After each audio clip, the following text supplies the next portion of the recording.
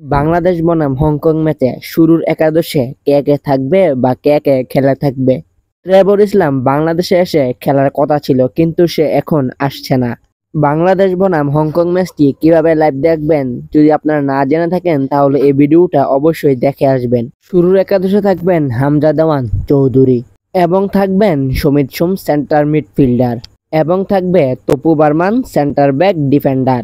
এর সাথে থাকবেন সাদউদ্দিন রাইট ব্যাক ডিফেন্ডার, এবং লেফট মিডফিল্ডে খেলবে ফাহমিদুল ইসলাম, এবং থাকবে Tarek Kazi centre back men defender. এর সাথে রয়েছে Shakil Ahad Topu centre back defender. এর সাথে থাকবে Rakib Hossain right winger striker. এর সাথে থাকবে মিতুল মার্মা গোলকিপার। এর সাথে থাকবে ফয়সাল আহমেদ ফাহিম লেফট উইঙ্গার, এবং থাকছে MD Tajuddin right back defender. এই হচ্ছে বাংলাদেশের স্টার্টিং 11 হংকং এর বিপক্ষে ম্যাচের জন্য।